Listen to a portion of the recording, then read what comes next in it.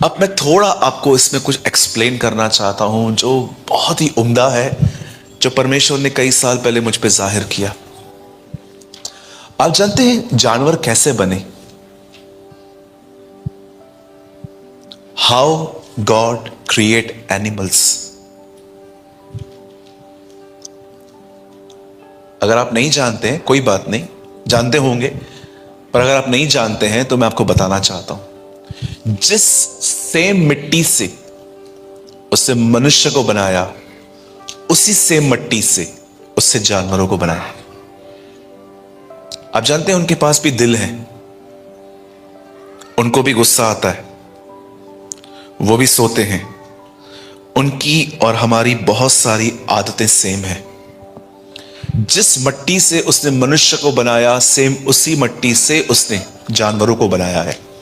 पर आप देखिए, एक चीज जो हमें जानवरों से अलग कर देती है वो ये है कि उसने उन्हें जीवन का श्वास नहीं, वो हमें दिया। दिस इज अ थिंग, यही वो चीज है जो हमें अलग कर देती है जानवरों से। अब आप जानते हैं जानवरों को कैसे बनाया गया? आइए मैं आपको कुछ और समझाना चाहता हूं। ये क्रिएशन है। जब उसको मछलियां बनानी थी तो जानते हैं उसने क्या कहा? पानी में से सब जीव जंतु उठे। आप में से कितने लोगों ने नोटिस किया बाइबल पढ़ते समय प्रभु ने मछलियां बनाने के समय उसे पानी से बात की है? उसके बाद जब उसे पेड़ बनाने थे तो जानते उसने क्या कहा? पृथ्वी पर से हर प्रकार के पेड़ उगे। अब वो पृथ्वी से बात कर रहा है, इससे पहले वो पानी से बात कर रहा था। पर आप जानते हैं जब मनुष्य को बनाना था तो उसने किससे बात की? खुद से। आओ हम मनुष्य बनाए। जानवर मछलियां बनाने से पहले पानी से बात की गई, पेड़ बनाने से पहले पृथ्वी से बात की गई। आप जानते हैं, आप मछली को पानी से निकालो, मर जाती है। पेड़ को जमीन से उखाड़ो, सूख जाता है, क्योंकि ये इनकी नींव है। याद रखिए, आपकी नींव परमेश्वर है।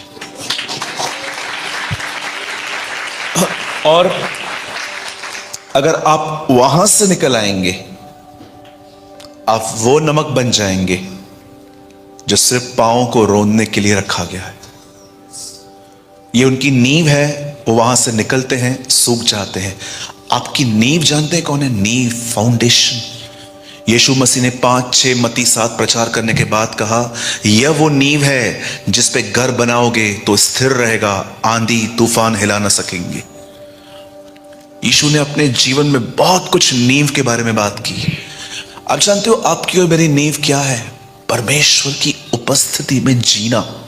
आज बिलीवर बहुत हद तक भावनाओं को प्रभु की उपस्थिति समझ लेते हैं, पर मैं आपको बताना चाहता हूं वो प्रेजेंस इतनी जीनिन है, इतनी जेन्युइन है वो, कि उसमें आपको एंटर होना चाहिए। मैं प्रतिदिन ये महसूस नहीं करता कि मैं प्रतिदिन ये नहीं देखता कि मैं क्या महसूस करता हूं, मेरी दुआओं में क्या होता है। मैं विश्वास से जीता हूं। हर दिन I live by faith. Every single day मैं इस बात से जीता हूं कि परमेश्वर मेरे साथ है। अब मैं अपने निर्णय इस तरह लूं कि उसे खुशी हो। इस तरह से मैं उसकी प्रेजेंस में कंबाइन रहता हूं। कभी आप सोच सकते हैं कि अगर एक व्यक्ति गुलाम बन गया तो क्या आप उसे यह कह सकते हैं कि ये आशीषित है?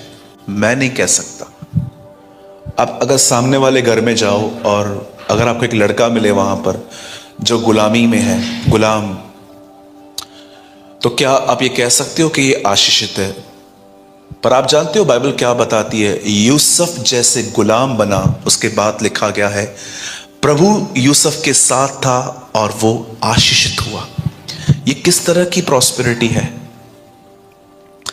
हम लोग प्रॉस्पेरिटी समझते हैं बहुत बड़ा बंगला, बहुत बड़ी कार, महंगी महंगी गाड़ियां। परमेश्वर ने दी सुविधा, प्रभु का धन्यवाद। लेकिन जानते हो सच्ची प्रॉस्पेरिटी क्या है? परमेश्वर आपके साथ है। दैट इज, ये वो प्रॉस्पेरिटी है जिसके लिए बाइबल बात करती है कि परमेश्वर यूसुफ के साथ था और वो प्रॉस्पर हुआ। प्रॉस्पेरिटी जानते हैं क्या होती है? उन्नति क्या होती है? ये वो होती है कि परमेश्वर, बाकी जो चीजें हैं वो सुविधाएं हैं, वो प्रभु ने आपके लिए रखी हैं, प्रभु को धन्यवाद। लेकिन मैं आपको बताना चाहता हूं, आशीष ये होती है कि परमेश्वर आपके साथ है। और नया नियम इस तरह शुरू होता है कि तुम उसका नाम इम्मैनुअल रखना, जिसका अर्थ है परमेश्वर हमारे साथ। आज मैं आप में से हर एक से पूछना चाहता हूं, प्रभु आपके साथ है, उसकी उपस्थिति आपके साथ है, पर क्या आप उसके साथ हैं? आज बहुत सारे लोगों से आप बात करेंगे ना, वो यीशु के लिए कम अपने पड़ोसियों के लिए ज्यादा बात करते। इन्होंने ये किया, इन्होंने मेरा सोना ले लिया, इन्होंने मुझे ये ले लिया, उन्होंने मुझे वो लिया। No no no no. Do you know something for the Lord? बहुत सारी सभाओं में यीशु को छोड़ के सब बात की जाती है। मैं आप में से हर एक को कहना चाहता हूं, क्या आप उसकी उपस्थिति में बने रहते हैं? उस लड़के को खड्डे में डाला गया, उसने कोई विरोध नहीं किया। उस लड़के को एक लड़की ने कहा मेरे साथ सो, वो वहां से भाग गया। उसे जेल में डाला गया, और जानते हो प्रभु ने उसको वहां भी फेवर दिया। लिखा है जेलर ने सारी चाबियां उसके पास जमा करके रखी थी। जब वो प्राइम मिनिस्टर बना, वहां भी लिखा है खुदा। आप जानते हैं यूसुफ बाइबल का एक ऐसा व्यक्ति है जिसने परमेश्वर की उपस्थिति में बने रहना सीखा था। मैं आप में से हर एक से आज एक विनती करता हूं, प्रैक्टिस कीजिए प्रतिदिन परमेश्वर की उपस्थिति में जीना। सिर्फ भावनाओं से नहीं कि मुझे ये महसूस हो रहा है, मेरे बाल खड़े हो गए, मैंने ऐसा किया। No no no no no. परमेश्वर की उपस्थिति में इस तरह बने रहें कि आप अपने हर निर्णय को इस विचार से लेते हैं कि यह परमेश्वर को पसंद है। इस तरह से आप और मैं परमेश्वर की उपस्थिति में बने रहते हैं। Honour the presence of the Lord. अगर आपको प्राइम मिनिस्टर कहे 10 बजे मेरे ऑफिस में आओ मिलने के लिए, आप 10:15 जाएंगे कि 9:30 बजे जाएंगे? मैं 9:30 बजे जाऊंगा, क्योंकि मैं जानता हूं मुझे किसने बुलाया है। जरा सोचिए, हम प्राइम मिनिस्टर को इतना आदर देते हैं तो हमें खुदा को कितना देना चाहिए। जानते हो मलाकी बाइबल की अंतिम किताब है, और वो मनुष्य से सवाल करती है, पुत्र पिता का आदर करता है, दास स्वामी का। अगर मैं परमेश्वर हूं तो मेरा सम्मान कहां है? पढ़ के देखिएगा, ये लास्ट क्वेश्चन है ओल्ड टेस्टामेंट का। Where is the honour of Lord? पुत्र पिता का आदर करता है, दास स्वामी का आदर करता है। यदि मैं परमेश्वर हूं तो मेरा आदर कहां है? इस तरह बाइबल की अंतिम किताब हमसे बात करती है। Where is the honour of the Lord? जानते हो परमेश्वर ने कब कहा कि मेरा आदर इन लोगों ने करना बंद कर दिया है? उसकी वजह जानते हैं क्या थी? क्योंकि इज़राइल ने बलिदान करना बंद किया था। अंधी बकरी, लंगड़ा बकरा, गूंगी, हर तरह के डैमेज, खराब बलिदान खुदा को दे रहे थे। और आप जानते हो परमेश्वर इतना डिस्टर्ब हो गया कि प्रभु ने कहा बस मैं गिव अप कर रहा हूं। याजकों, तुम दरवाजे बंद नहीं करोगे, मैं बंद करूंगा। उन्होंने नहीं किए और प्रभु ने बंद किए। उसके बाद प्रभु ने कोई नबी नहीं भेजा और प्रभु ने नया काम स्टार्ट किया, चर्च, कलीसिया। इज़राइल के लिए हमेशा के लिए प्रभु ने दरवाजे बंद किए। उसके बाद डायरेक्ट न्यू टेस्टामेंट आया और यीशु ने एक नया काम चालू किया, चर्च। बलिदान जानते हो किस चीज में होता है? आपको पता है आज कितने मसीह लोग अन्य जातियों में शादियां कर रहे हैं? Do you no? लड़की कलीसिया में बनी रहती है, शुद्ध और पवित्र रहती है। लड़के कलीसिया में रहते हैं, शुद्ध और पवित्र बने रहते हैं। फिर जाते हैं कहां पर? जॉब के लिए, यहां वहां, पंजाब से बाहर, बॉम्बे से बाहर, ऑफिस में करते हैं, बाजू में कलीग लड़का मिलता है, वो लड़का प्रभु में भी नहीं है, आहिस्ते आहिस्ते फ्रेंडशिप करते हैं, फ्रेंडशिप के बाद पाप में आ जाते हैं, फिर पास्टर को बोलते हैं पास्टर अनबिलीवर से मैरिज कर सकते हैं क्या? और जब पास्टर उनको कहता है नहीं करो बच्चा, ये अच्छी बात नहीं है, क्या आप इस चीज को बलिदान समझते कि मैं ये नहीं करूंगा? द बाइबल सेज असमान जुए में न जुटो, असमान, ये जुआ एक समान होना चाहिए। क्यों बाइबल कहती है विश्वासियों की शादी विश्वासियों से होनी चाहिए? क्योंकि बाइबल बताती है ये एक समान जुआ है।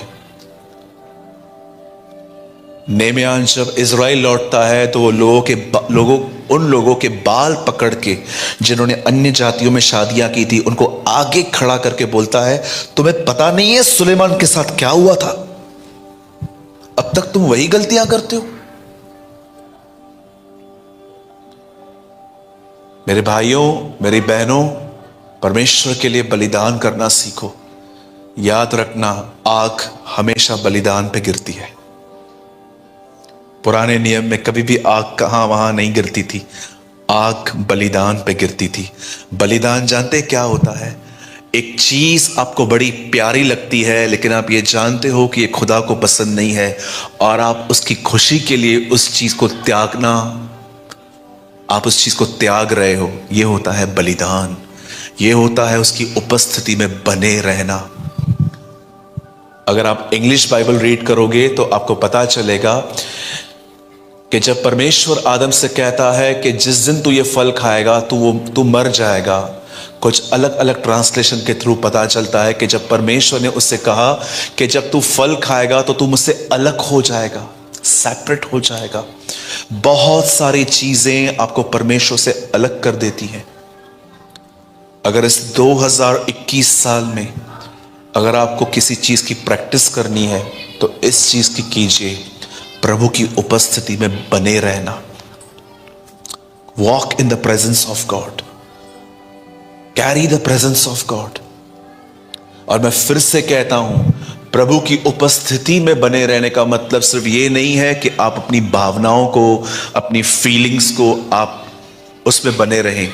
परमेश्वर की उपस्थिति में बने रहने का मतलब है अपना हर निर्णय उसकी खुशी के लिए लेना। आप जानते हैं यीशु की प्रार्थनाओं में सबसे मुख्य प्रार्थना क्या थी उसकी? यीशु की प्रार्थना में सबसे मुख्य प्रार्थना उसकी ये थी, पिता जैसे तू और मैं एक हैं वैसे ये भी हम में एक हो। मरने से एक रात पहले यीशु ने बहुत लंबी प्रार्थना इस विषय पे की थी कि तेरी कलीसिया मुझ में पाई जाए। इट मीन्स मेरी उपस्थिति में चलने पाए। सारा ने इब्राहिम से कहा परमेश्वर मुझे बच्चा नहीं दे रहा है, अब एक काम कर, हाजिरा से मुझे संतान उत्पन्न करके दे। एक्चुअली सारा को प्रॉपर्टी से बहुत प्यार था। वो जानती थी अगर मैं मर गई और मेरा हस्बैंड भी मर गया तो हमारे घर में जो एलियाजर जो नौकर है वो सब ले लेगा। इस वजह से वो कहती है कि हमारे घर में जो ये दमश्की एलियाजर है ना, ये हमारी प्रॉपर्टी ले लेगा, इसलिए अच्छा मेरे बच्चा चाहिए। और आप जानते हैं इब्राहिम ने उसकी बात मानी। वो हाजिरा के पास गया, वहां से बेटा पैदा हुआ, प्रभु के सामने गया, प्रभु ने कहा मुझे ये नहीं चाहिए। जब ये सारी गलतियां इब्राहिम कर चुका, मिस्र गया, अबीमेलेक को झूठ बोला, बच्चा पैदा हुआ, बहुत सारी बातें हुई। ये सारी बातें होने के बाद जानते हो एक टाइम ऐसा आया जब परमेश्वर इब्राहिम से मिलके क्या कहता है, मैं सर्वशक्तिमान परमेश्वर हूं, मेरी उपस्थिति में चल और सिद्ध होता जा। परमेश्वर इब्राहिम को समझा रहा था ये सारी गलतियां तुझसे इसलिए हो रही हैं क्योंकि तूने मेरी उपस्थिति में चलना नहीं सीखा है। और आप देखिए ये होने के बाद इब्राहिम आपको बहुत हद तक बुद्धिमान मिलेगा। बहुत सारी गलतियां उससे फिर नहीं दोहराई।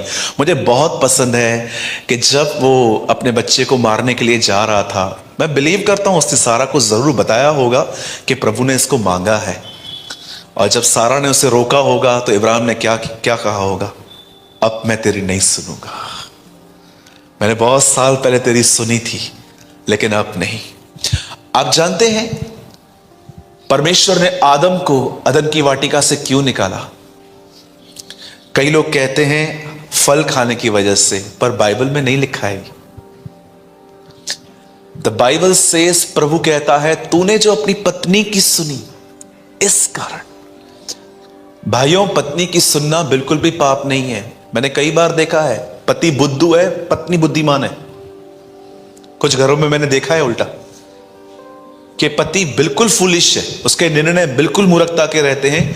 और मैंने अपने चर्च के घरों में देखा है कई बार कि हस्बैंड एकदम मूर्ख पर उसकी वाइफ एकदम बुद्धिमान। तो क्या पत्नी की सुनना गलत है? बिल्कुल भी नहीं। अगर आपको आपकी पत्नी अच्छी सलाह देती है, आपको माननी चाहिए। लेकिन यह बात भी जान लो कि अगर आपकी पत्नी आपको प्रभु के खिलाफ जाने के लिए कहती है तो यह कभी नहीं करना है। यीशु ने एक मनुष्य को, अपने एक चेले को कहा, शैतान मुझसे दूर हो। और प्रभु ने रीजन दिया, क्योंकि तू परमेश्वर की नहीं परंतु मनुष्य की बातों पे मन लगाता है। आप जानते हैं इब्राहिम जब बहुत सारी गलतियां कर चुका था, सीरियस मिस्टेक्स की थी इब्राहिम ने। जरा सोचो, वो अपनी पत्नी के साथ कहां गया और वहां पर बोलता है ये मेरी बहन है। आप जानते हैं इसका अर्थ क्या है? ले लो भले इससे, जो चाहिए करो, मुझे छोड़ दो। इतनी बड़ी मिस्टेक थी ये। मिस्टेक, झूठ बोलना, हाजिरा, ये सारा मैसअप जो वो कर चुका, उसके बाद लिखा है प्रभु उस पर प्रकट होके कहता है, मैं सर्वशक्तिमान परमेश्वर हूं, walk in my presence and be blameless. एक ट्रांसलेशन में लिखा है, walk in my presence and be blameless. मेरे साथ चल और दोषों से बच। कैथरीन कुलमिन एक बोरिंग प्रीचर थी। आपको पता है ये बात? कई बार वो जब प्रचार करती थी, उसके एल्डर्स सोए हुए रहते थे। ये खुद वो कहती है। उनका एक किताब है जिसका नाम है नथिंग इज इम्पॉसिबल। वो अपनी किताब में लिखती है, कई बार मेरे प्रचार में लोग सोए हुए रहते थे, लेकिन एक टाइम ऐसा आता था जब वो ऐसा कहती थी, स्वामी यहीं पर हैं। और जो भी लोग बैठे रहते थे उसके चर्च में, वो ये महसूस करते थे कि उनके कानों के यहां से कुछ जा रहा है। पूरी सामर्थ हॉल में घूमती रहती थी। क्योंकि मैं आपको बताना चाहता हूं, कैथरीन को बिब्लिकल नॉलेज बहुत कम था, लेकिन वो प्रभु की उपस्थिति में बहुत गहराई से जुड़ी हुई थी। मैं आप में से हर एक को कहना चाहता हूं, कहीं ऐसा तो नहीं है आपके पास बाइबल का ज्ञान बहुत है पर आप खुदा की हुजूरी में नहीं हो? ऐसा तो नहीं है कि ज्ञान की टांग बहुत बड़ी है पर प्रैक्टिकल टांग चलने वाली छोटी है? कुछ लोग सिर्फ अपने ज्ञान में बढ़ते जाते हैं, ज्ञान में मुझे ये पता है, ये पता है, ये पता है, ये पता है। और मैंने देखा है जिनको बहुत अधिक ज्ञान है ना, उनके लिए नम्र बने रहना बड़ा कठिन होता है।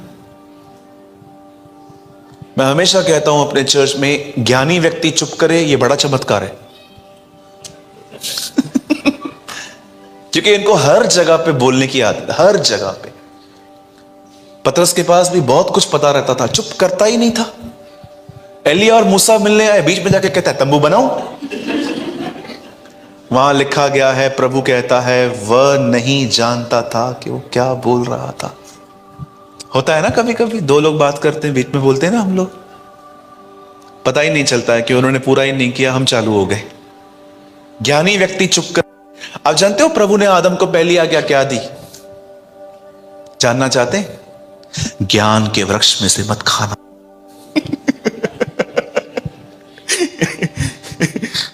बहुत लोग को बहुत नॉलेज रहता है, इतना नॉलेज रहता है, बाप रे।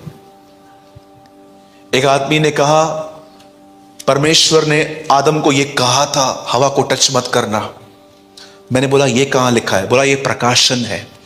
मैंने कहा एक मिनट रुक, प्रभु मुझे कह रहा है तुझे झापड़ मारने के लिए। बोला ये कहां लिखा है? बोला प्रकाशन है। some people are nonsense. Nonsense talk करेंगे, एकदम नॉनसेंस। कुछ लोग बाइबल को बीच बीच में से पढ़ते हैं, आपको पता है, मैं कभी भी नहीं पढ़ता हूं बीच बीच में से। गिडियंस वालों ने जब बाइबल को बनाया ना, तो उन्होंने बाइबल में रिबन्स डाली ताकि आप जहां पूरा करो वहां डाल दो, अगले दिन वहीं पढ़ो। एक दिन चेलों ने यीशु से पूछा, आप कौन हो? यीशु ने कुछ नहीं कहा। आगे चल के यीशु एक जगह पे गया, दुष्ट आत्मा ने कहा, हे परमेश्वर के पुत्र, तू यहां पर क्यों आया है? देखो ये मैं हूं। मैंने नहीं कहा ना, ये बताएंगे कि मैं कौन हूं। Read Bible in the context. अगर आपके पास ज्ञान है, बहुत अच्छी बात है, आई अप्रिशिएट यू, पर यह भी देखो क्या उस ज्ञान को लेकर आप उसकी हुजूरी में जीते हो।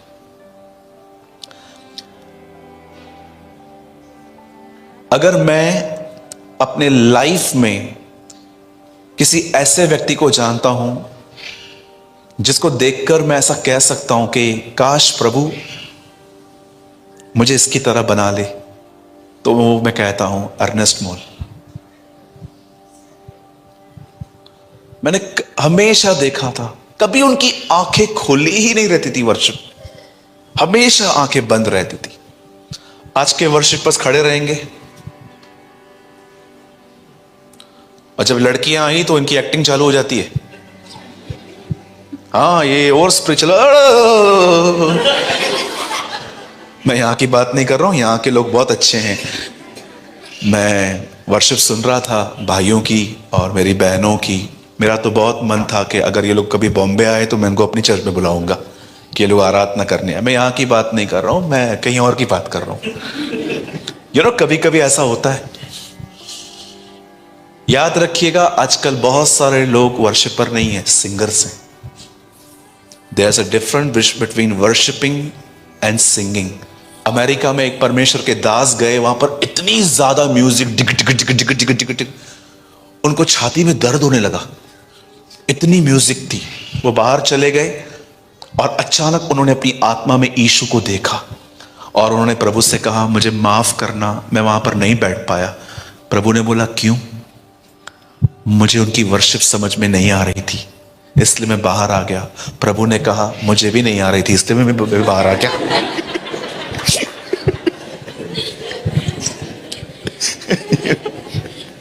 मुझे भी नहीं आ रही थी, इसलिए मुझे भी दर्द हो रहा था, मैं भी बाहर आ गया। जानते हैं वर्शिप क्या होती है? मैं आपको थोड़े में बताऊं। वर्शिप में अगर आपका हार्ट इन्वॉल्व नहीं है तो वर्शिप नहीं है। यीशु ने कहा, ये व्यर्थ उपासना करते हैं क्योंकि ये होठों से करते हैं, दिल से नहीं। वह आराधना जिसमें दिल नहीं है, वह आराधना व्यर्थ है। ये मैं नहीं कहता, ये मेरी बाइबल कहती है।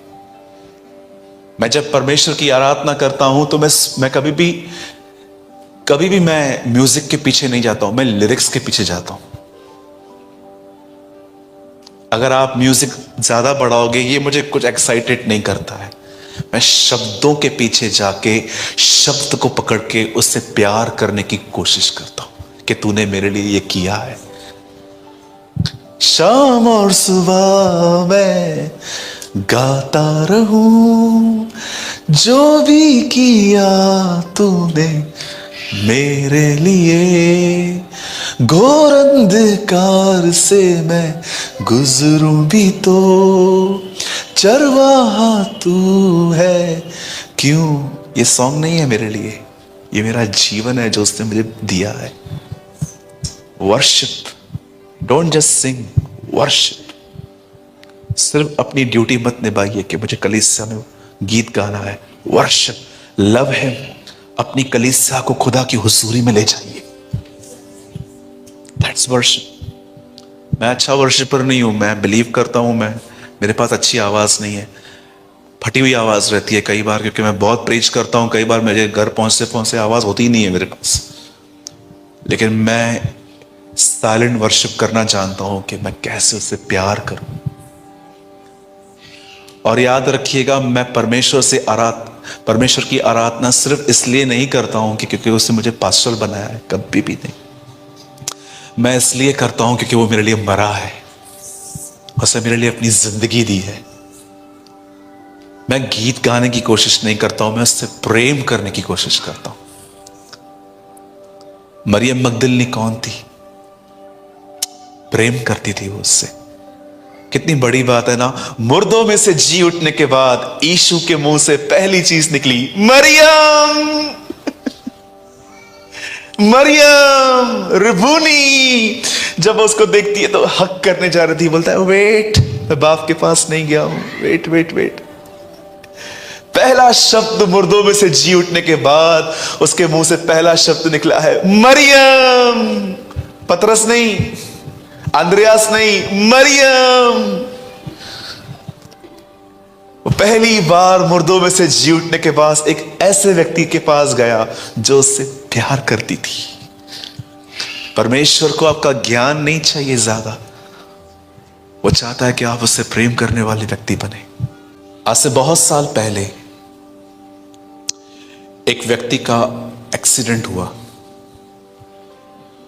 उस आदमी की इतनी हड्डियां टूटी कि डॉक्टर तक नहीं गिन पा रहा था। 6 से 8 महीने तक वो बंदा हॉस्पिटल में था।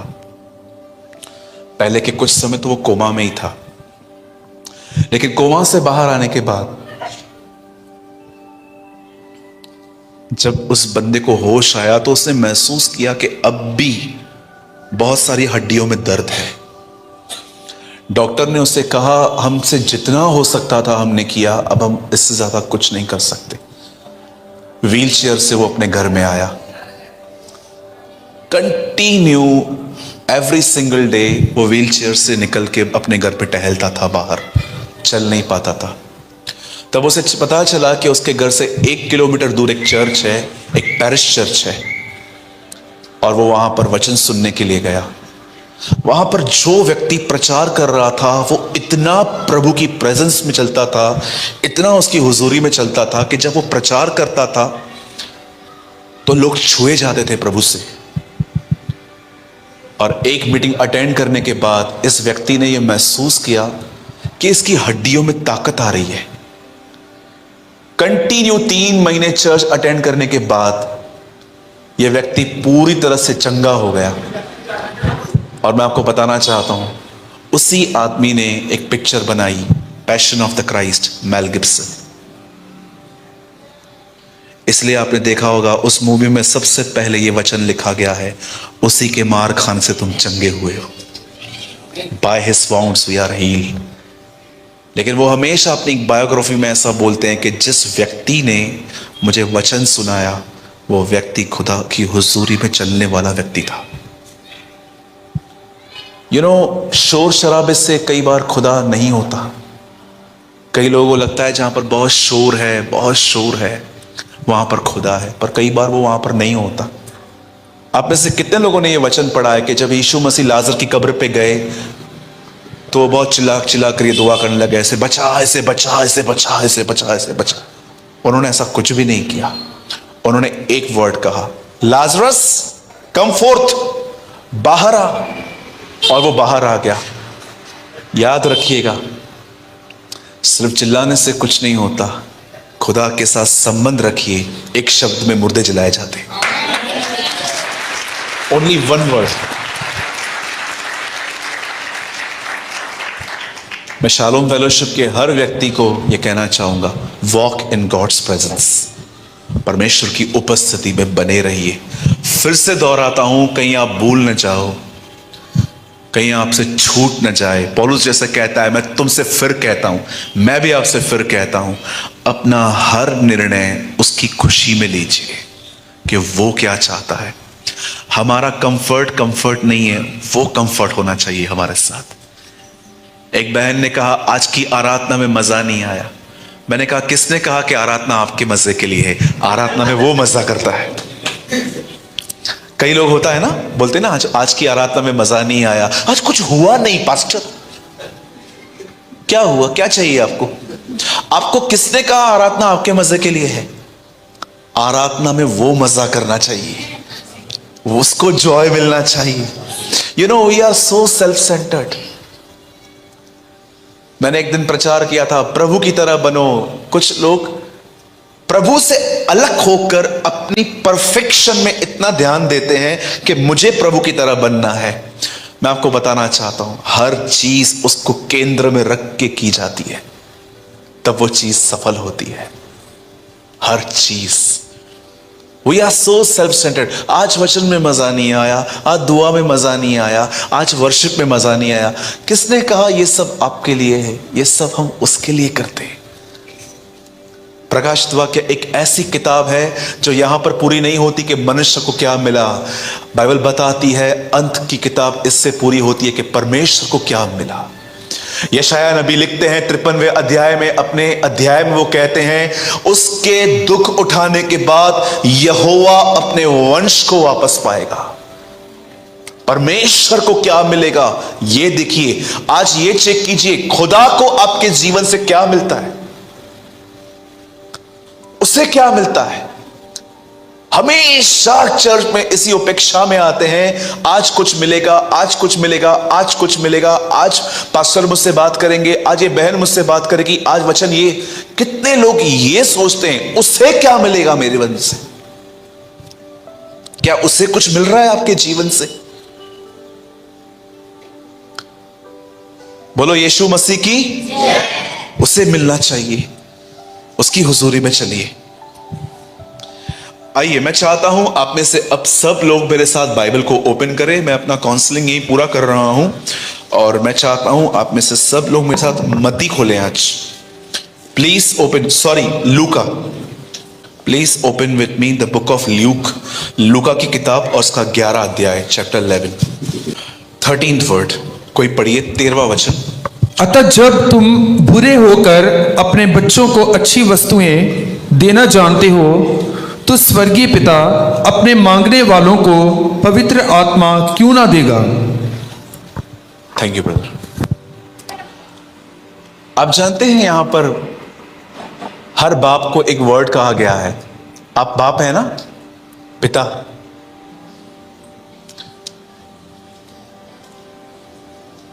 क्या भाई लोग एक सेकंड के लिए यहां देख सकते हैं? सब आप में से कितने भाई हैं जिनको बच्चे हैं? आपके यहां पर आपके लिए यहां पर एक वर्ड लिखा है, लिखा है आप बुरे हो।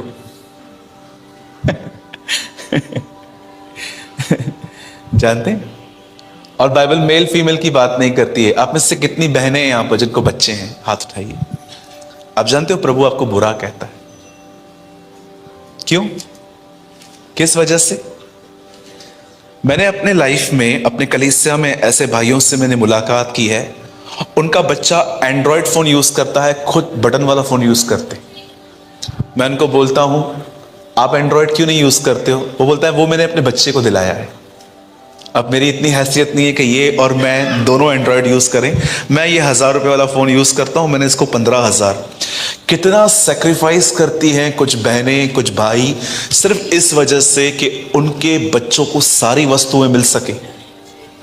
मैं आप में से भी बहुतों को आत्मा में जानता रहूंगा कि आपने भी अपने बच्चों को हर खुशी देने के लिए अपनी बहुत सारी खुशियां त्यागी होंगी, पर फिर भी बाइबल हमें बुरा क्यों कहती है? जानते हो, यहां पर एक कंपैरिजन है, यहां पर एक तुलना की गई है कि इस पृथ्वी का अच्छे से अच्छा बाप सामने आए जिसने अपने बच्चों के लिए सब कुछ छोड़ा है, और अगर उसका कंपेयर उससे करोगे तो हर अच्छे से अच्छा बाप बुरा हो जाएगा। वो इतना भला है, वो इतना अच्छा है कि अगर उसकी अच्छाई के सामने एक अच्छे से अच्छा बाप भी बुरा बन सकता है। मैं आपको कुछ समझाना चाहता हूं आज, और मेरी बड़ी आशा है इस मीटिंग में कि आप में से हर वो व्यक्ति वो बात समझे जो एक्चुअली मैं आपको समझाना चाहता हूं। सुनिए, यीशु मसीह ने अपने मरने से 1 हफ्ता पहले अगर किसी विषय पर सबसे अधिक बात की थी तो वो है पवित्र आत्मा। अगर आप एक डिलीजेंट स्टूडेंट हैं बाइबल के, अगर आप बाइबल के एक अच्छे विद्यार्थी हैं, तो मैं आपको एक होमवर्क देके जाता हूं। अब ये पूरा हफ्ता एक काम करना, यूहन्ना के 13 अध्याय से लेके 20 अध्याय तक ये पूरा एक हफ्ता पढ़ना, आपको दिखेगा यूहन्ना एक ऐसा व्यक्ति है जिसने यीशु की मौत का एक हफ्ता कई अध्यायों में कैद किया है। और आपको पता चलेगा कि यीशु ने मरने से लगभग एक हफ्ता पहले कंटिन्यू चेलों को पवित्र आत्मा के बारे में सिखाया था। मैं जा रहा हूं, वह सहायक आएगा, वो सत्य का आत्मा आएगा, वो तुम्हें पाप से निरुत्तर करेगा, वगैरह वगैरह वगैरह। उससे सारी बातें उनको पवित्र आत्मा के बारे में। अब मेरा एक सवाल था कि प्रभु आपने अपने जाने से पहले क्यों पवित्र आत्मा के बारे में इतनी बात की? क्योंकि प्रभु उनको समझाना चाह रहा था कि मेरी जगह अब वो ले रहा है। अब मैं जा रहा हूं और मेरे जाने के बाद अब वो मेरी जगह लेने वाला है। और जानते हो यीशु ने पवित्र आत्मा चेलों को क्या कहकर दिया? यीशु उसको कहते हैं तुमने उसे देखा भी है और तुम उसे जानते भी हो। मैं सोच रहा था प्रभु उन्होंने कब आपको पवित्र आत्मा को देखा? यीशु उनको समझा रहा था तुम मुझे देख रहे हो? यस लॉर्ड, वो बिल्कुल मेरी तरह है। और आप जानते हैं परमेश्वर इतना प्यार करता है उस आत्मा से कि प्रभु ने साफ साफ कहा मुझे गाली दोगे, मेरे लिए बुरा भला बोलोगे, माफ किए जाओगे, लेकिन अगर तुमने पवित्र आत्मा का अपमान किया तो मेरा खून भी उस पाप को नहीं धो पाएगा। यशाया की 63:10 में ऐसा लिखा गया है, जब उन्होंने मेरी आत्मा का अपमान किया तो मैं पलटकर उनका दुश्मन बन गया। आप जानते हैं आप पवित्र आत्मा का अपमान कैसे कर सकते हैं? जब यीशु अपनी सेवकाई में दुष्ट आत्माओं को निकाल रहा था तब उन्होंने कहा ये दुष्ट आत्माओं की सहायता से दुष्ट आत्मा निकालता है। तब यीशु ने उनको कहा ये मत कहो, ये डेंजर है। आप जानते हैं यीशु ने मरने से लगभग एक हफ्ता पहले पूरी तरह उनको पवित्र आत्मा के बारे में सिखाया था। आज मैं भी आपको आने वाला आधा घंटा सिर्फ और सिर्फ इसके विषय में सिखाना चाहता हूं कि पवित्र आत्मा क्या है और आप कैसे उससे परिपूर्ण होकर जिंदगी जी सकते हो। मैंने 8 साल पहले मिनिस्ट्री स्टार्ट की। इससे पहले मैं एक एवेंजलिस्ट था। कलीसिया घूमकर बॉम्बे में प्रचार करता था। लेकिन 8 साल पहले प्रभु ने मुझे अपनी एक कलीसिया मंडली बना के दी और 3 साल से मैं पास्टर हूं। मैं आप में से 2 साल से मैं पास्टर हूं। मैं आपको एक बात कहना चाहता हूं, अगर मेरी सेवा थोड़ी भी दूसरों से अलग ठहरी है तो जानते हो उसकी वजह क्या है? उसकी एक ही वजह है, वो ये है कि परमेश्वर ने मुझे पवित्र आत्मा से भरा, और कोई कारण नहीं है। आप ट्रस्ट कीजिए, मैंने आज तक अपने लाइफ में मैं कभी बाइबल कॉलेज नहीं गया, कभी भी नहीं।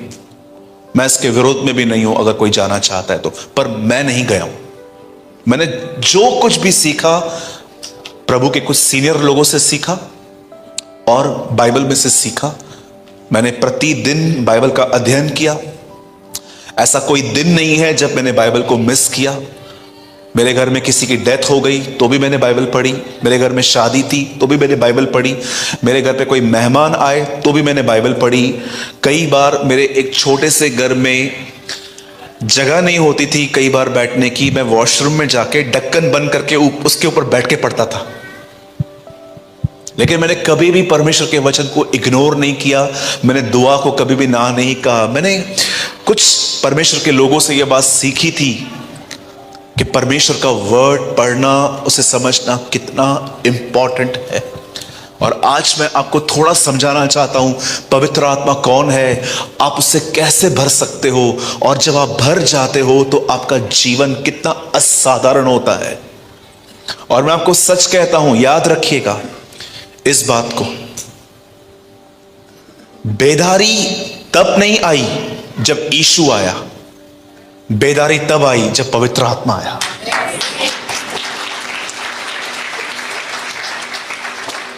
जब यीशु शरीर में आया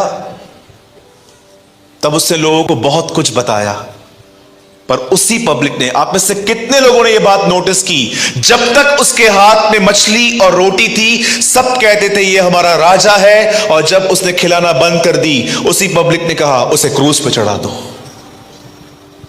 जब तक उसके हाथ में रोटी और मछली थी तब तक सब लोग कहते थे ही इज अवर किंग, ये हमारा राजा है। लेकिन जब उसने खिलाना बंद कर दिया, वही पीड़ पिलातूस के पास जाके कहती है इसे मारो, इसे मारो, इसे खत्म करो।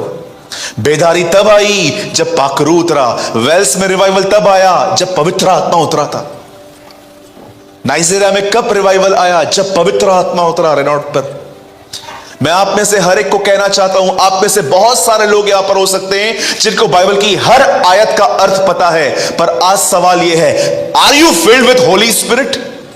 क्या तुम आत्मा से भरे हुए हो कि कहीं तुम ज्ञान ने तुम्हें वाद विवादी कर दिया है? सिर्फ विवाद, इसको पकड़ो, इसको पकड़ो। ओ पास्टर, आपने ऐसा नहीं बताया, ऐसा नहीं बताया, ऐसा नहीं बताया। यीशु ने कहा ये ढोंगी लोग मच्छर को छान डालते हैं और ऊंट को निगल जाते हैं। यीशु ने फरीसियों के लिए ऐसा कहा था, उन ढोंगियों के लिए। मच्छर दिखते हैं, मच्छर इनको इतनी इतनी गलतियां दिखती हैं, और खुद ऊंट पर बैठे हैं ये नहीं दिखता इनको। अपनी आंख में लट्ठा है वो नहीं दिखता इन्हें, लेकिन दूसरों की आंखों में तिनके दिखाई देते हैं। बहुत सारे लोग ऐसे हैं जिनके पास सिर्फ ज्ञान है, सिर्फ ज्ञान, इंफॉर्मेशन, ये यहां लिखा है, ये यहां लिखा है। मैं आपको, आइए बॉम्बे में मैं आपको ऐसे लोगों से मिला सकता हूं उनको पूरा बाइबल याद है, आज भी अपने गुस्से पे कोई कंट्रोल नहीं है। मैं आपको ऐसे लोग दिखा सकता हूं जिनको पूरी बाइबल याद है पर आज भी बहनों पर बुरी नजर डालते। मैं आपको ऐसे लोगों से मिला सकता हूं जिनको पूरी बाइबल याद है, आज भी झूठ बोलते। मैं आपको ऐसे लोगों से मिला सकता हूं जिनको आज पूरी बाइबल पता है पर आज भी अगर आप उनको कोई बात बताओ 2 घंटे के बाद सारे मोहल्ले को बता देंगे वो लोग। जानते हो क्यों? क्योंकि सिर्फ ज्ञान है, नॉलेज है, सिर्फ ज्ञान। याद रखिए, ज्ञान, सिर्फ ज्ञान, सिर्फ ज्ञान, सिर्फ ज्ञान पाना एक व्यक्ति को फरीसी बना देता है। सिर्फ ज्ञान ज्ञान ज्ञान, मुझे पता है, मुझे पता है। आजकल सबसे बड़ी मुसीबत कलीसिया में कौन से लोग क्रिएट करते हैं? जिनको सब पता है, ये मुझे पता है, ये मुझे पता है, ये मुझे पता है। एक भाई मेरे सामने आया, आके बैठा, 2 घंटे तक बैठा रहा, बोला आप कुछ बोलते भी नहीं हो। मैंने बोला मैं किसको बताऊं, तुझे सब पता है, क्या बोलूं मैं स्टार्ट करूंगा, तू बोलेगा मुझे पता है, मुझे पता है, तो ठीक है तू ही बता भाई, मैं चुप करके बैठता हूं। कुछ लोगों को सब पता है, सब कुछ पता है, और ये लोग अपने आप को स्मार्ट समझते हैं, जबकि बाइबल बताती है ये मूर्खता है। सब कुछ पता है, ज्ञान ज्ञान ज्ञान ज्ञान, ये मीटिंग में जाना है, वो मीटिंग में जाना है, ये मीटिंग में जाना है, वो मीटिंग में जाना है। मैं आपसे पूछना चाहता हूं, are you filled with spirit? क्या आप आत्मा से परिपूर्ण हैं? जिस ज्ञान को आपने अपने आप में रखा है, क्या आत्मा उस ज्ञान पर चलने की आपको ताकत दे रहा है? बाइबल ऐसा बताती है, यीशु मसीह ने कहा जब तुम बुरे हो और अपने बच्चों को सारी वस्तुएं देना जानते हो, तो मैं तुम्हें मांगने पर पवित्र आत्मा क्यों नहीं देगा? मैं आपको सबसे पहले आपको यह बताना चाहता हूं, पवित्र आत्मा स्वयं परमेश्वर है, वो इक्वल है परमेश्वर से। हनन्याह और सफीरा पहला कपिल है जिनकी डेथ हुई बाइबल के अंदर, चर्च के अंदर। जानते हो उनकी डेथ क्यों हुई? उन्होंने भूमि बेची, जमीन बेची, पतरस को आके कहते हैं ये लीजिए। फिर उसकी वाइफ आती है सफीरा, बाइबल बताती है दोनों मर गए, लेकिन जानते हो दोनों की डेथ पे कन्फेशंस क्या किए गए, क्या कहा गया? जब हनन्याह ने पाप किया तब वो कहता है तुमने परमेश्वर से क्यों झूठ बोला, लेकिन जानते हो जब सफीरा ने पाप किया पतरस कहता है तुमने पवित्र आत्मा से क्यों झूठ बोला? वो आएगा तो सबसे पहले पवित्र करेगा, क्योंकि उसका नाम ही पवित्र आत्मा है, वो आया ही पवित्र करने हैं। इसलिए पतरस अपनी पत्री में लिखता है हम वो हैं जिस पे लहू का छिड़काव किया गया है और पवित्र आत्मा के द्वारा पवित्र किए गए हैं। पवित्र आत्मा का सबसे पहला काम आपसे अन्य भाषा बुलवाना नहीं है। पवित्र आत्मा का सबसे पहला काम आपको मिनिस्ट्री में यूज करना भी नहीं है। पवित्र आत्मा का सबसे पहला काम जानते क्या है? वो आपको पवित्र करेगा, वो आपको शुद्ध करेगा। एक आदमी ने कहा शुद्ध बनो तब पवित्र आत्मा मिलेगा। मैंने कहा यू आर रॉन्ग, वो आएगा और शुद्ध करेगा।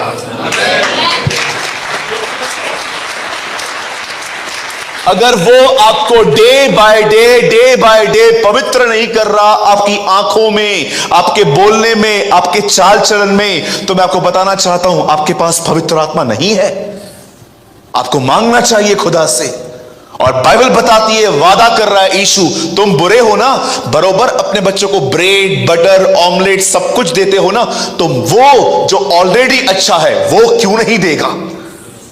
मैं आप में से हर एक को कहना चाहता हूं, आप जितना पाने के लिए भूखे नहीं हो, खुदा उससे अधिक आपको देने के लिए भूखा है।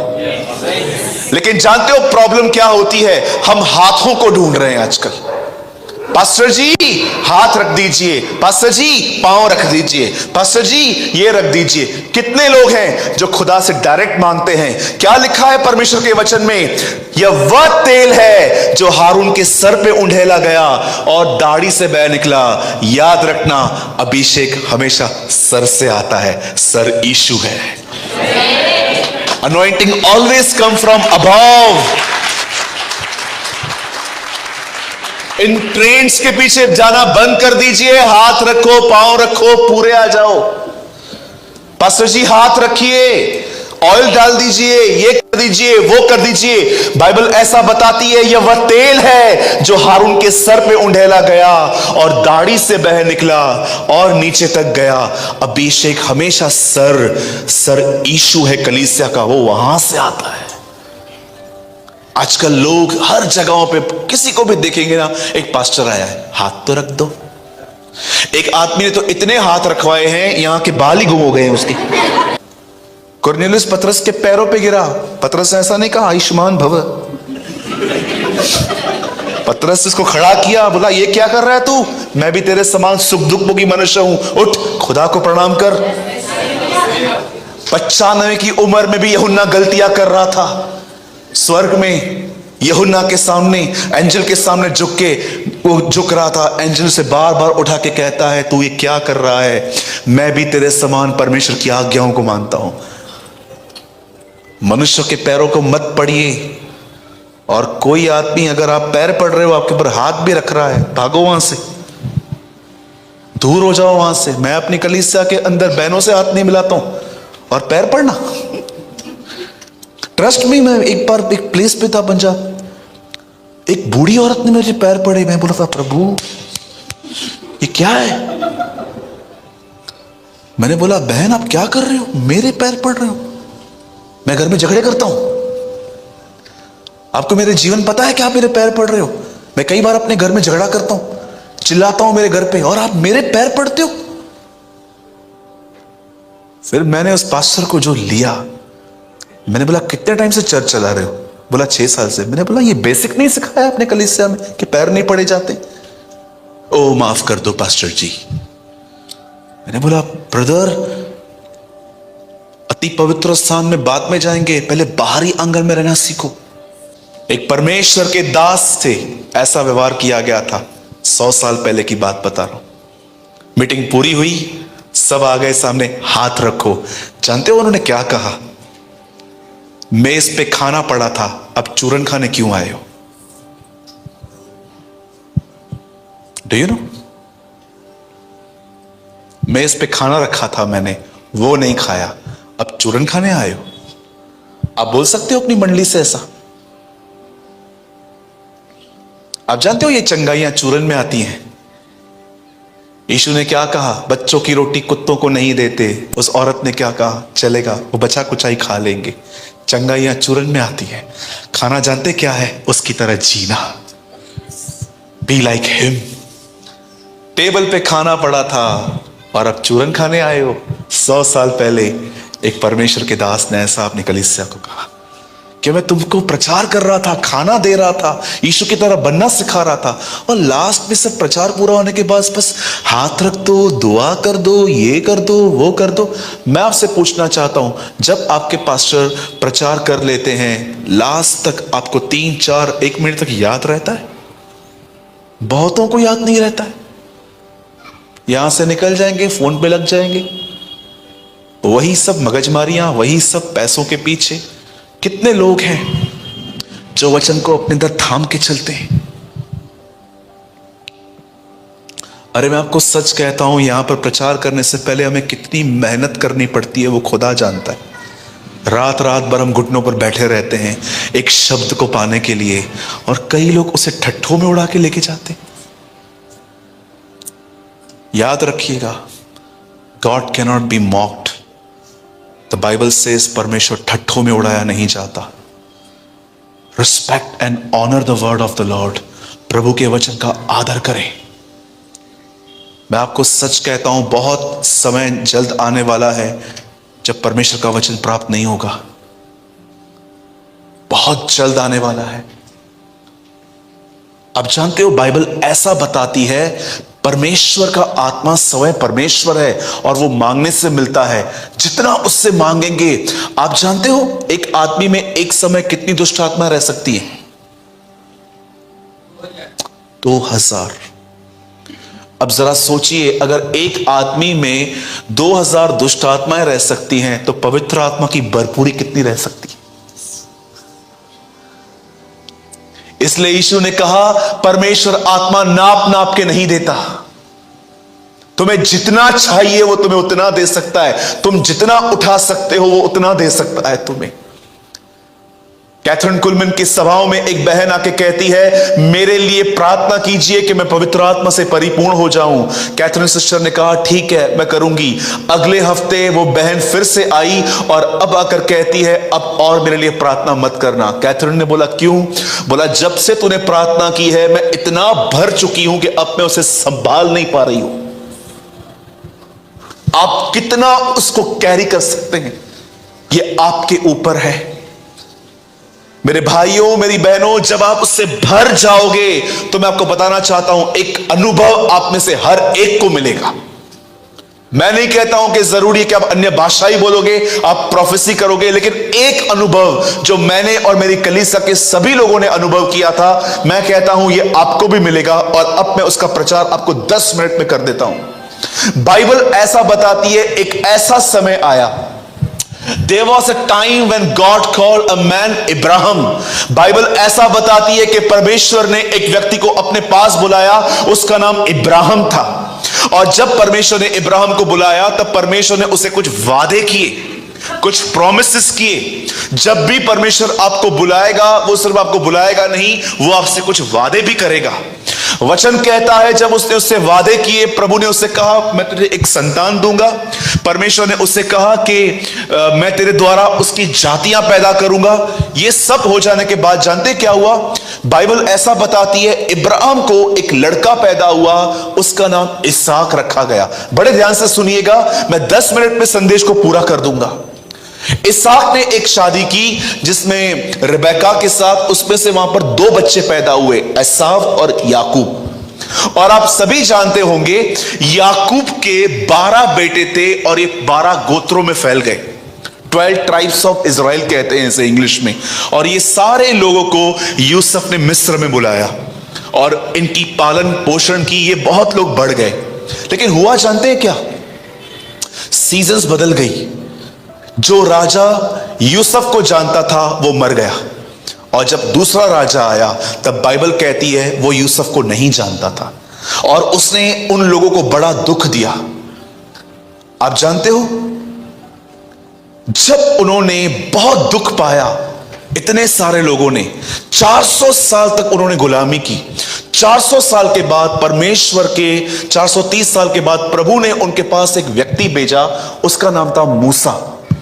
जब मूसा वहां पर गया और मूसा उनको वहां से निकाल कर लेके आके एक प्लेस पे आया जिसका नाम था लाल समुंदर। सारे इज़राइल के लोग लाल समुंदर के सामने खड़े हैं, उस पार जाना है। जब इन्होंने पीछे देखा तो उन्होंने क्या देखा? फिरौन इन्हें पकड़ने के लिए वापस आया है। सामने समुंदर है, पीछे फैरो है, ये लोग मूसा के साथ खड़े हैं। अब जानते हैं इन लोगों ने क्या किया? ये आज बहुत सारे लोगों की हालत है। इन लोगों ने कुड़कुड़ाया, हमें तू यहां से क्यों निकाल लाया? हम अच्छे थे वहां पर, हम मर रहे थे, हम बेस्ट थे वहां पर। इन लोगों ने इसको कुड़कुड़ाया और जानते हैं मूसा ने प्रभु को दुहाई दी, प्रभु हम क्या करें? प्रभु ने कहा एक काम कर, तेरे हाथ में लाठी है, इस लाठी को ले समुद्र में डाल। जैसे उसने वो लाठी समुद्र में डाली, बाइबल बताती है समुद्र दो भाग हो गया। और आप जानते हो जैसे समुद्र दो भाग हुआ, बाइबल बताती है उन लोगों ने जब पहला पांव उस मट्टी में रखा, आप जानते हो वो मट्टी धंस नहीं रही थी। लिखा है विश्वास ही से वे ऐसे उतरे मानो सूखी भूमि पर उतरे। आप किसी भी मट्टी को लीजिए, उसको 10-12 दिन डेली पानी दीजिए और उसके बाद आप मट्टी में उंगली डालिए, पूरी अंदर चली जाएगी क्योंकि वो नरम हो जाती है। जरा सोचिए इतने साल वहां पर समुंदर था और उसके बाद उन्होंने पहली बार वहां पर पैर रखा, उनके पांव अंदर नहीं जा रहे थे। बाइबल ऐसा बताती है विश्वास ही से वो ऐसे उतरे मानो सूखी भूमि पर उतर रहे थे। और जैसे वो चलते गए चलते गए चलते गए, जैसे वो उस पार चले गए, जानते हो उस पार उन्होंने क्या किया? इस पार ये कुड़कुड़ा रहे हैं, लेकिन उस पार उन्होंने ऐसा नहीं किया। उस पार जैसे वो गए, मूसा की बहन मरियम नहीं, मैरियम, जब उसकी बहन मैरियम ने उस तरफ जाकर, जानते हो पहले पहले काम क्या किया? उससे डफली निकाली, वीणा निकाली, बाजे निकाले और इन सब लोगों ने वहां पर गीत गाया जिसे मरियम का गीत भी कहते हैं। उन्होंने वहां पर गीत गाया, यहोवा योद्धा है, यहोवा प्रभु है, यहोवा ये है, यहोवा वो है। और आप जानते हैं ये सब उन्होंने कब किया? जब वो उस पार चले गए। मैं आप में से हर एक को एक बात समझाना चाहता हूं यहां। आप में से बहुत सारे लोगों को लगता होगा ब्रदर ये कितनी अच्छी बात है ना कि उस तरफ जाके उन्होंने प्रभु की बड़ाई की, पर मैं आपको बताना चाहता हूं ये एक मिस्टेक है। जानते हो परमेश्वर की बड़ाई कहां करनी चाहिए थी? इस तरफ, नॉट उस तरफ। अगर एक व्यक्ति सब कुछ ठीक होने के बाद प्रभु की बड़ाई करता है तो मैं आपको बताना चाहता हूं वो एक हारा हुआ मसीह है। लेकिन एक ऐसा व्यक्ति भी है जिसके जीवन में कुछ भी ठीक नहीं है पर वो हमेशा प्रभु की बड़ाई करता है। यह वो व्यक्ति है जो पवित्र आत्मा से परिपूर्ण है। आप जानते हो जब परमेश्वर आपको अपनी आत्मा से भरेगा तब आपके जीवन में एक चीज जरूर आएगी, आप हर परिस्थिति में खुश रहेंगे। आप अपनी हर सिचुएशन में परमेश्वर को धन्यवाद देंगे। आपका अपने जीवन पर एक नियंत्रण होगा। आप में से कितने लोग ये बात जानते हैं? पौलुस ने एक बात लिखी कि जो काम व्यवस्था न कर पाई, देखो अब उसे परमेश्वर ने कर दिया। पढ़ के देखिएगा रोमियो 8 अध्याय, वहां पर ऐसा लिखा है कि देखो जो काम व्यवस्था न कर पाई अब उसे परमेश्वर ने कर दिया। व्यवस्था 10 आज्ञाएं क्या नहीं कर सकी? पौलुस कहता है 10 आज्ञाएं हमारे अंदर एक अच्छा दिल पैदा नहीं कर पाई, पर अब वो कहता है देखो ये काम परमेश्वर ने कर दिया। कैसे किया? उसने अपना पवित्र आत्मा भेजा हमारे अंदर और उस पवित्र आत्मा ने हमें परमेश्वर की तरह बना दिया। आप में से मैं हर एक को यह कहना चाहता हूं, जब एक व्यक्ति पवित्र आत्मा से परिपूर्ण होता है, मैं आपको बताना चाहता हूं उसके जीवन में शायद अन्य भाषा बाद में आए, वो आदमी ये वो बाद में पाए, पर सबसे पहले मैं आपको बताना चाहता हूं आप उसे खुश देखोगे, आप उसे हैप्पी देखोगे। इसीलिए नेमिया कहता है उसका आनंद मेरी ताकत है। His strength, His joy is my strength। मैंने यीशु को देखा अपने जीवन में, जब वो क्रूज पे था तो जानते क्या लिखा है? उसके सामने एक आनंद धरा था, इस कारण वो खुश था। वो जानता था कि आज मरूंगा, तीसरे दिन मुर्दों में से जिलाया जाऊंगा और वापस मैं उस धन्य संगति अपने पिता के पास चला जाऊंगा। इस तरह वो जॉयफुल था, वो रिजॉइस था। मैं आप में से हर एक से पूछना चाहता हूं, क्या आप खुश हैं? This is the manifestation of the Holi spirit. मैंने अपने जीवन में पवित्र आत्मा पाने के 4 साल बाद अन्य भाषा में बात की थी, लेकिन मैं खुश था उससे पहले। मेरे चर्च में आज भी एक लड़का है जो मेरा असिस्टेंट पास्टर है, दिनेश। उसके पास आज भी कोई अन्य भाषा नहीं है, लेकिन मैं उसके जीवन में देखता हूं वो खुश रहता है, हैप्पी रहता है, हर सिचुएशन में प्रभु को धन्यवाद देता है, हर चीज में प्रभु को कहता है ओके प्रभु कोई बात नहीं।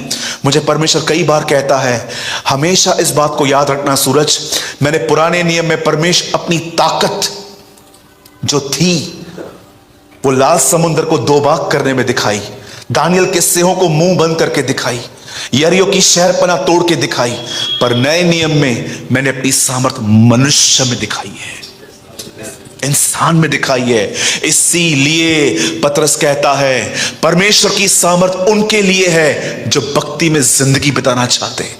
मेरे भाइयों, मेरी बहनों, लोग आपको कंट्रोल नहीं करने पाए। बहुत सारे लोगों से मैं मिलता हूं, बहन आप कैसे हो, ये अच्छा नहीं चलते मुझसे, भाई आप कैसे हो, ये अच्छा नहीं चलती है मुझसे। आप लोग की हैप्पीनेस एक दूसरे के बिहेवियर पर डिपेंड है। एक लड़का हमारे चर्च में आया, बोला पास्टर सूरज मैं आपके चर्च में आ सकता हूं? मैंने बोला हाँ आ सकते हो। 3 हफ्ते के बाद जानते हो मुझे क्या बोलता है, क्या मैं गीत गा सकता हूं? मैंने बोला ब्रदर आप नए हो, मैंने आपको परखा तक नहीं है अभी तक, मैं ऐसे कैसे आपको सेवा दे सकता हूं। फिर दूसरी चर्च में चला गया, सेम बात है। आप जानते हो आजकल लोग क्यों चर्च छोड़ रहे हैं? क्योंकि उनको सेवा चाहिए, दे वॉन्ट मिनिस्ट्री। आप किसी को 6 महीना नीचे उतार दो, आप देखो वो चर्च चेंज कर देगा, वो कहीं और चला जाएगा। आप चर्च में इसलिए आते हो कि आपको मिनिस्ट्री मिले।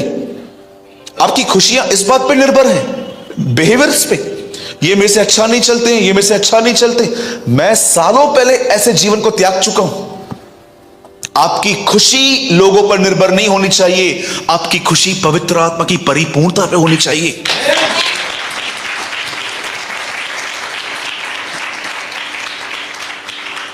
मेरी बहनों, उम्मीद मत रखो कि आपके पति की मूड हमेशा अच्छी होगी।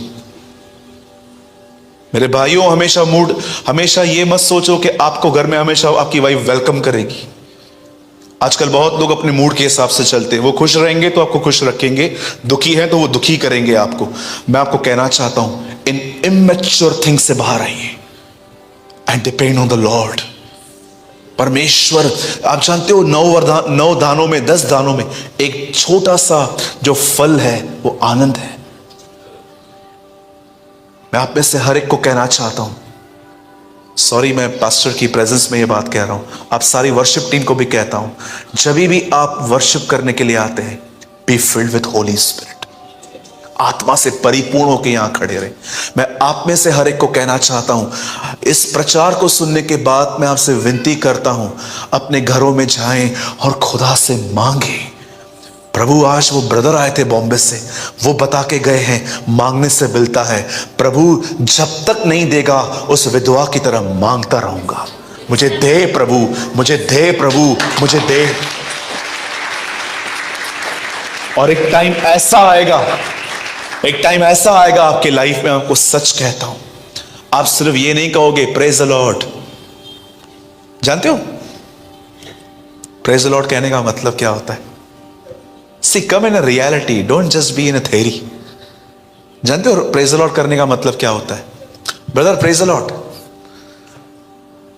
आपको पता है एक्चुअली मैं उसको विश नहीं कर रहा हूं, जस्ट मैं उसको ये कह रहा हूं, ब्रदर मुझे कोई शिकायत नहीं है, I am praising my lord. सिर्फ प्रेज द लॉर्ड कहने का मतलब ये नहीं होता है कि बस आप किसको विश कर रहे हो। आप जानते हो क्या बोल रहे हो? मुझे किसी से कोई शिकायत नहीं है, मैं अपने परमेश्वर की बड़ाई कर रहा हूं। That's called praise the Lord. कुछ लोग सिर्फ रिचुअल्स में चलते रहते हैं, सिर्फ रिचुअल्स। मैंने कई बार अपने जीवन में पवित्र आत्मा की भरपूरी को मूर्खताओं में गवाया है, और मैं आपको सच कहता हूं, कई बार प्रभु ने फिर मुझसे नाक रगड़ाए हैं, नाक, क्षमा मंगवाई है और कहा इसका आदर कर। यही वो चीज थी जिसने यीशु को फरीसियों से बहुत डिफरेंट कर दिया था। Trust me. दो तरह के मसीह जीवन है। एक है रविवार को कलीसिया में आओ, 6 दिन अपनी जिंदगी जियो और 7वें दिन यहां पर गवाही भी दो भले।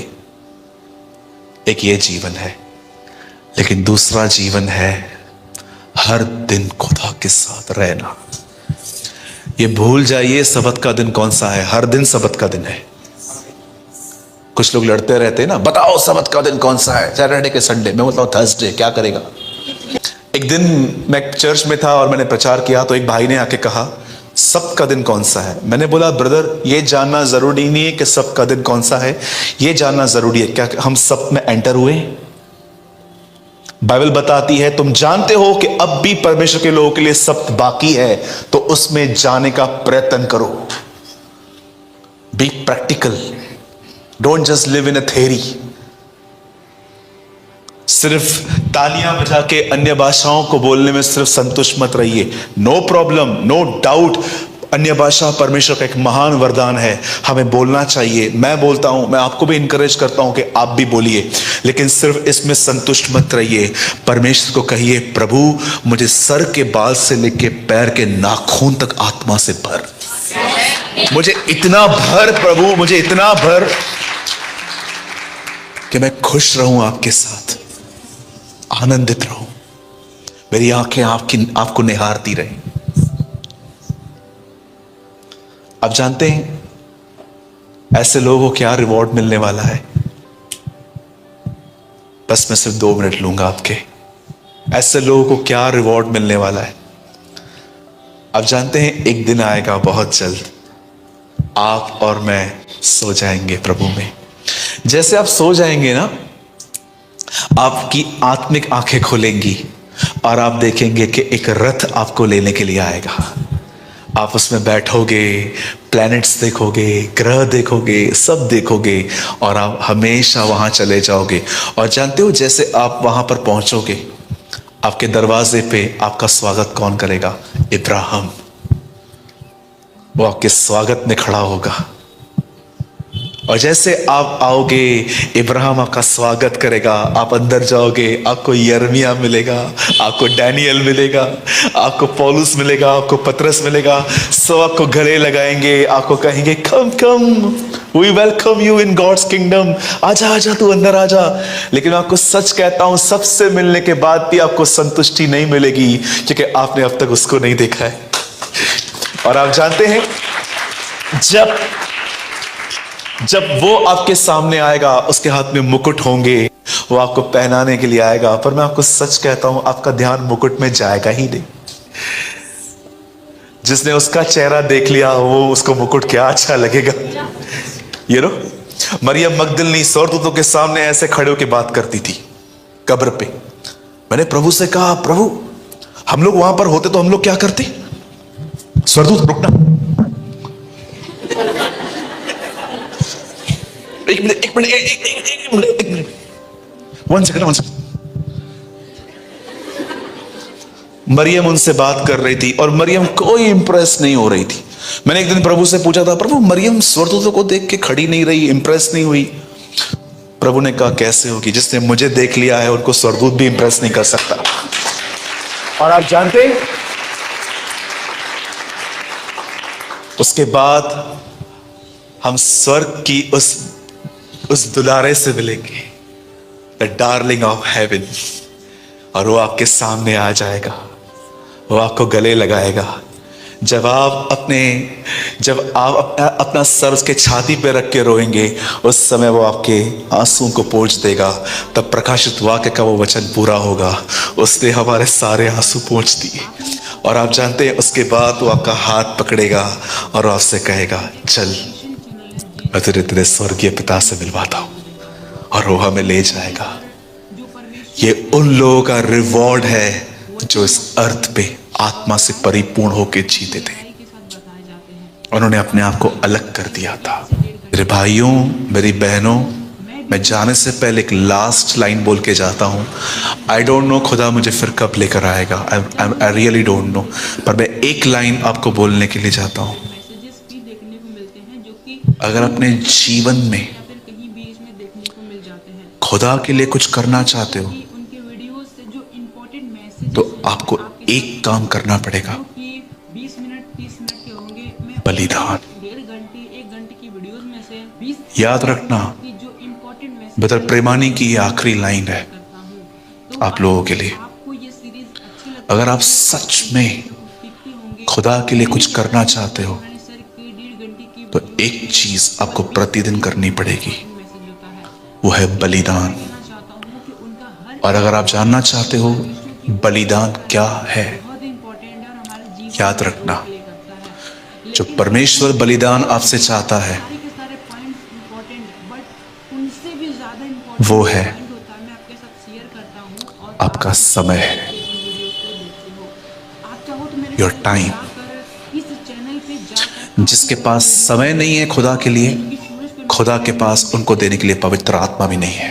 के वचन है, आपको वहां पर देखने को मिल बहुत स्ट्रिक्ट है वो इस चीज में, याद रखना। साथ सूरज पे I am telling you with my experience, मेरी आशा है कि आप ये videos he is so strict in these things. क्योंकि इन अगर आप उसे कमिट करेंगे ना, खुदा मैं तेरे लिए जीना चाहता हूँ, ओ माला माल कर देगा।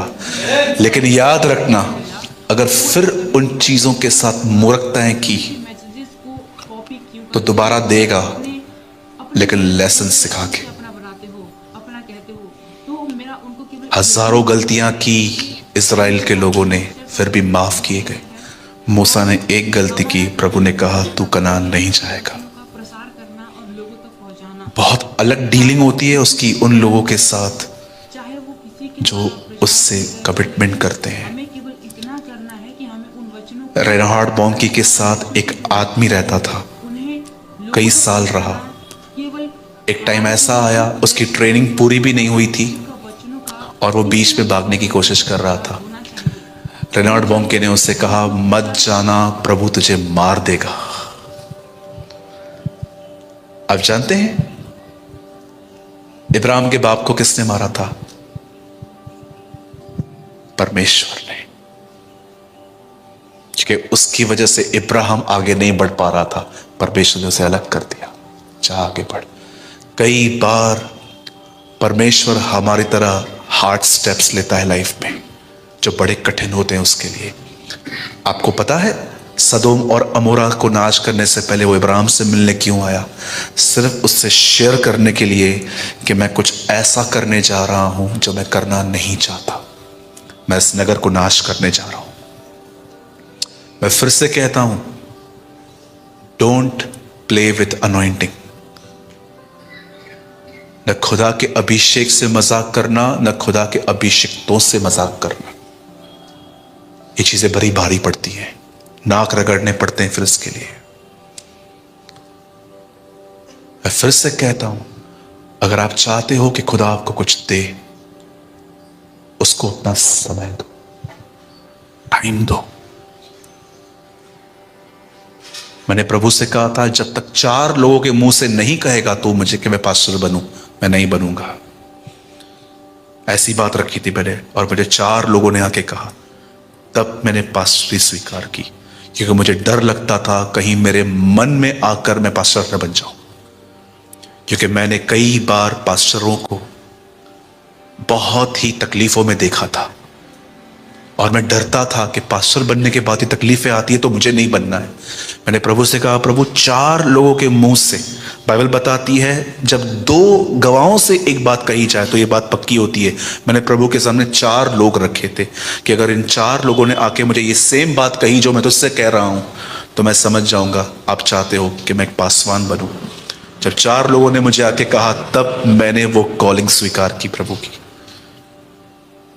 बी अलर्ट, आस्क गॉड, प्रभु से कहिए मुझे भर, और जब वो भर देगा आप हैप्पी रहोगे, आप आनंदित रहोगे, आप खुश रहोगे, आपके अंदर से परमेश्वर बहेगा।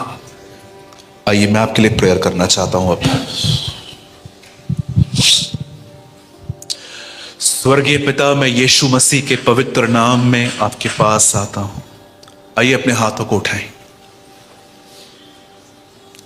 प्रभु जी, इस अंतिम घड़ी में, इस अंतिम समयों में मैं इस मंडली के लिए प्रार्थना करता हूं प्रभु, यहां पर जितने भी लोग आए हैं प्रभु, और जितने भी लोगों ने प्रभु इन 5 सर्विसेज को अटेंड किया प्रभु, मैं हर एक के लिए मांगता हूं प्रभु, इन सबों को तू अपनी आत्मा से परिपूर्ण कर। Fill them with your Holy Spirit, Lord, I pray। मैं आपसे विनती करता हूं खुदा, इसी समय तू बहुतों का पाकरू का बपतिस्मा कर प्रभु। यहां पर जितने भी लोग आए हुए हैं जो भूखे हैं, प्यासे हैं, Lord there is a day of Pentecost. तेरे बहुत सारे लोगों ने कहा पेंटिकॉस्ट के दिन गए नहीं है, वो आज भी जारी है। मैं प्रार्थना करता हूं खुदावन, यहां पर जितने भी लोग आए हुए हैं, यदि कोई अंधकार में है, दुष्ट आत्माओं से ग्रस्त है, मैं आज्ञा देता हूं कि उनके अंदर से सारी दुष्ट आत्माएं चली जाएं। हर बीमारी यीशु मसीह के नाम में चंगा हो जाए। Let every disease, every pain, every sickness, every illness right now leave in Jesus name. यीशु मसीह के नाम से यहां पर हर बीमार शरीर चंगा हो जाए। हर घर के अंदर जहां पर झगड़े हैं, लड़ाइयां हैं, वाद विवाद हैं, रिश्ते टूटने पर हैं, मैं यीशु मसीह के नाम से कहता हूं, Lord we speak restoration, Lord we speak liberty, Lord we speak freedom, Lord. मैं बिलीव करता हूं आज से इनके घरों में शांति होगी, आज से इनके घरों में प्यार होगा, आज से इनके घरों के अंदर एकता होगी। मैं दुआ करता हूं जिनकी फाइनेंशियल ब्लेसिंग रुकी हुई है, जिन बच्चों के पास नौकरियां नहीं है, जिन बच्चों के पास काम नहीं है, मैं बिलीव करता हूं प्रभु तू आने वाले समय में उन्हें इतना अच्छा देगा कि वो अपने घर के अच्छे प्रबंधक बनेंगे। मैं इन जवानों के लिए मांगता हूं जो भी लोग यहां पर व्यभिचार में फंसे हुए हैं, Father I pray in the name of Jesus, मैं दुआ करता हूं प्रभु जी, सारे व्यभिचार के बंधन उनके जीवन से टूट जाए प्रभु जी। हर प्रकार की लस्ट की आत्मा उनके अंदर से चली जाए। और प्रभु जी यहां के प्राचीनों के लिए मैं प्रार्थना करता हूं, हर एक प्राचीन के लिए इस कलीसिया के, ओ प्रभु वो सब अपने पास्टर के अधीनता में चले प्रभु जी। जो उनका पास्टर कहे खुदा वो उसे जान समझ के उसे मान ले प्रभु जी।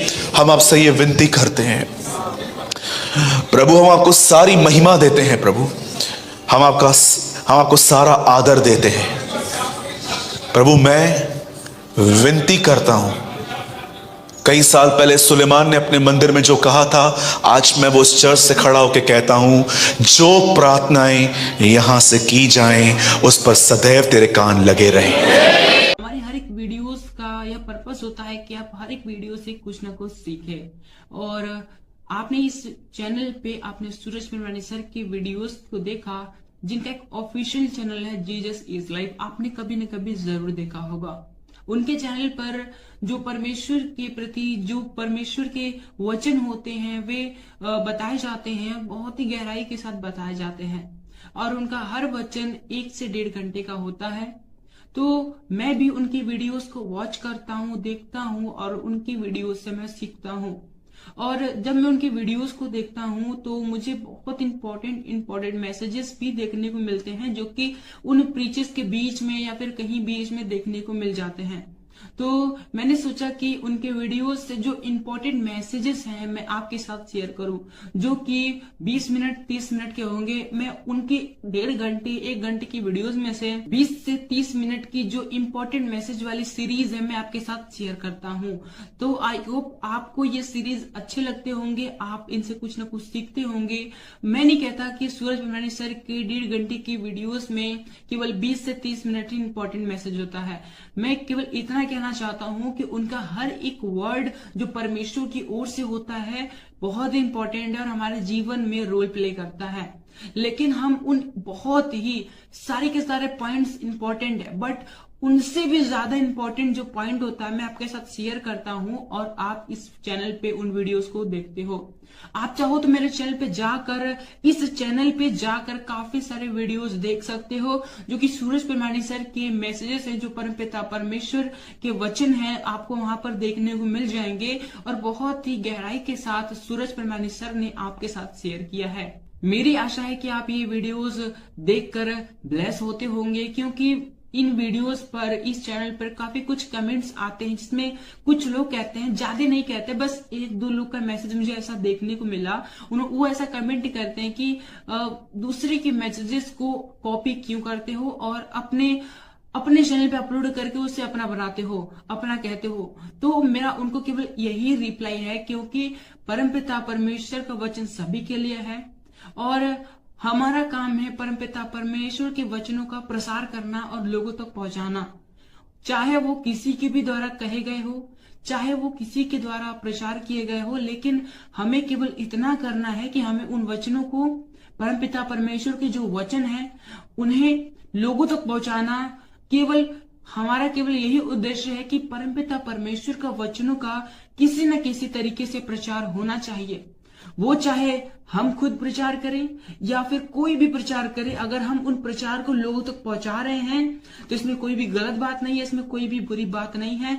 हमारा काम है केवल परमपिता परमेश्वर के वचनों का प्रसार करना, उन परमपिता परमेश्वर का कार्य करना, और इसके अतिरिक्त हमें कुछ नहीं सोचना। और जितने लोग ऐसा सोचते हैं, मेरे हिसाब से, मेरे अनुभव के हिसाब से, मैं जैसा मैंने समझा है उसके हिसाब से, ये वचन देखने नहीं आते और ये वचन देखकर भी इन्हें कोई फायदा नहीं होने वाला, क्योंकि उन्हें इन बातों में दिलचस्पी है कि कौन किसका क्या कॉपी कर रहा है, कौन कैसे काम कर रहा है, कौन वचन बता रहा है, कौन वचन नहीं बता रहा है।